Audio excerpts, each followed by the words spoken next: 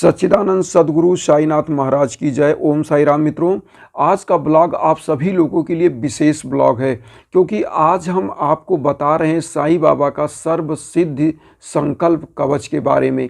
और ये कवच कैसे बनाना है, कैसे इसका उपाय करना है कि आपकी सभी मनोकामनाएं, सभी सिद्धियों को आप प्राप्त कर पाएँ साईं बाबा के माध्यम से। और ये संकल्प कवच, ये सर्व सिद्धि संकल्प कवच कैसे बनाया जाए कि आपके घर में अगर शत्रु बाधा है, वास्तु दोष है, या आपसी कलह है, या घर में हमेशा झगड़े बने रहते हैं, शांति नहीं होती है, ऐसे घरों के लिए जहां पर बिजनेस किया जा रहा है और बिजनेस में लगातार उनको घाटा हो रहा है सभी बंधु बांधवों को, उन बंधु बांधवों के लिए, या जिन बच्चों का तबीयत बहुत ख़राब रहता हो, या जिन परिवार का तबीयत खराब रहता हो, ये सर्व सिद्धि संकल्प कवच वो अगर धारण करते हैं तो उनको बहुत लाभ होता है। तो कैसे इस कवच को बनाया जाए, क्या विधि है, क्या उपाय करना है, वो सब मैं बता रहा हूँ। बहुत ही ध्यान से सुनिएगा, बहुत ही इम्पॉर्टेंट ब्लॉग है और ये कवच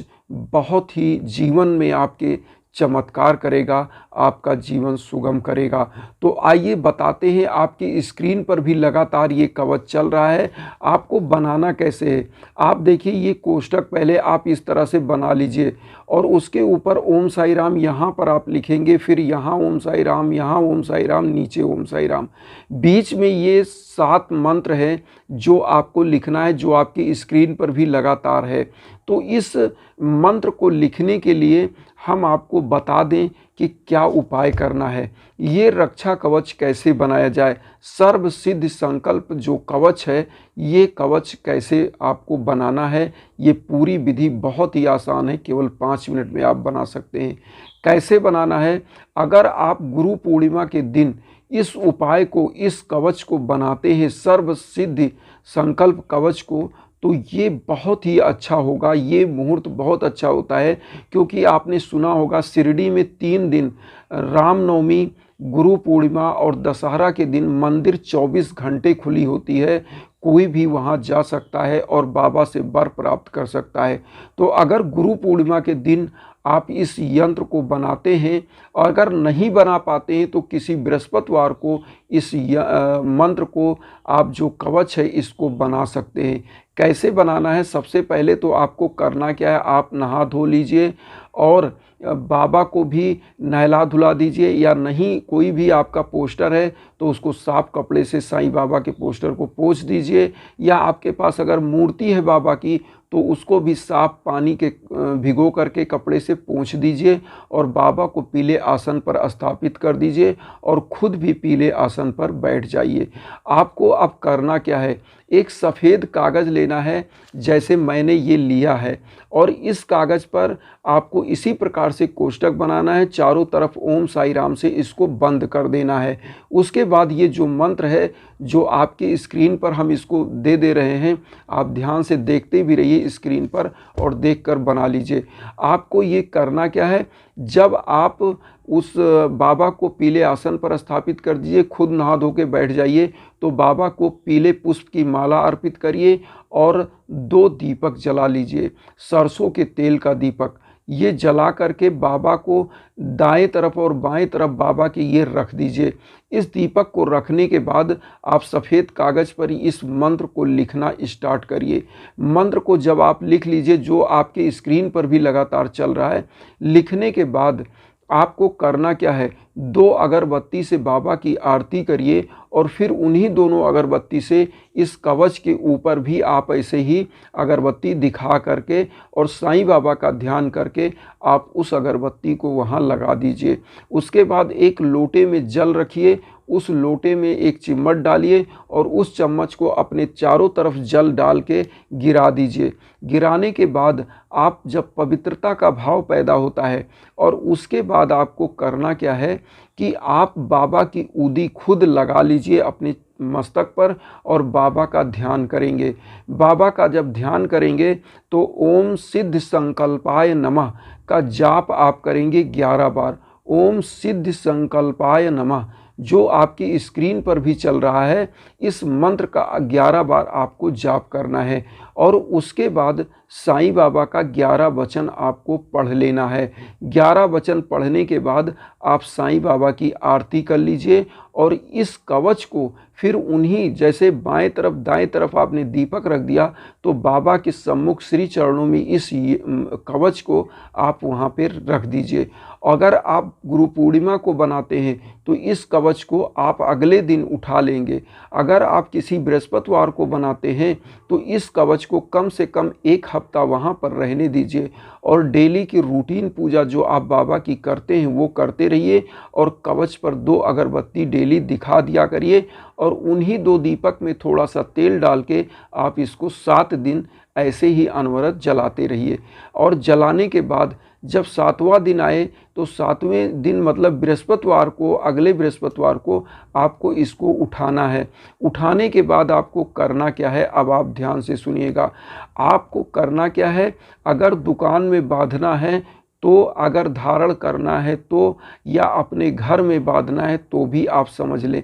आपको करना क्या है, पीले कपड़े में इस कवच को बांध लेना है और इसी कवच में बाबा की थोड़ी सी ऊदी डाल देनी है और डालने के बाद इस कवच को उस कपड़े में बांध दीजिए और अपने घर में अगर बांधना है तो मुख्य गेट पर बांध दीजिए।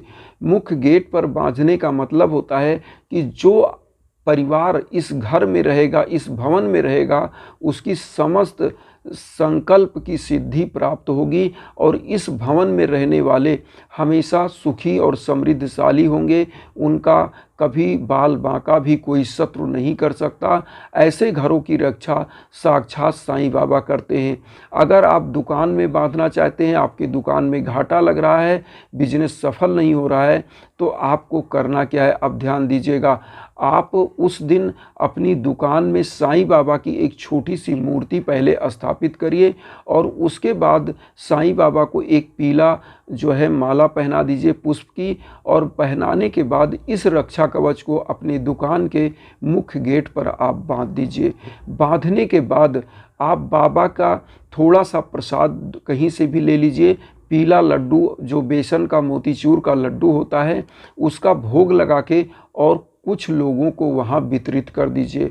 वितरित करने के बाद इस रक्षा कवच को आप प्रणाम करिए और साईं बाबा के श्री चरणों का ध्यान करके वहाँ पर आप ये निवेदन करिए कि बाबा मेरी दुकान को हमेशा तरक्की दीजिए और हम गरीबों दीन दुखियों की सहायता करते रहेंगे यथाउचित।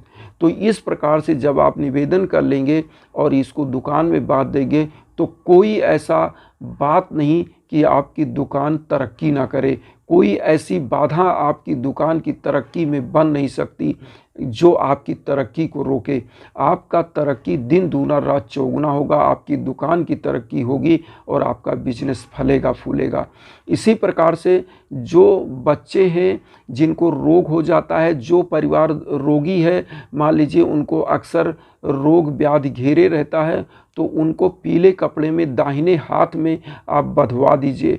ये एक ऐसा सुरक्षा कवच हो जाएगा कि ये आपकी सभी प्रकार की मनोकामनाएं तो पूरी ही करेगा, लेकिन आपको किसी भी प्रकार से रोग दोष कलेश विकार होने नहीं देगा, किसी प्रकार का कष्ट होने नहीं देगा, क्योंकि भीषण से भीषण कष्ट से भी मुक्ति दिलाता है। मैं बताना चाहता हूं कि हमारे मित्र जितेंद्र तिवारी जी ने इस कवच को ही बांधा था अपनी गाड़ी में और उनका एक्सीडेंट हुआ था, उनका बाल बांका नहीं हुआ जबकि गाड़ी के परखच्चे उड़ गए। तो इसी प्रकार से ये जो सुरक्षा कवच है, जो ये सर्वसिद्ध संकल्प कवच है, ये आपकी मनोकामनाओं को पूरा करता है, आपके घर की रक्षा करता है, आपके रोजगार रोजी रोटी की रक्षा करता है, आपके शरीर की रक्षा करता है। तो ये उपाय बहुत ही इजी है, केवल और केवल 5 मिनट का उपाय है।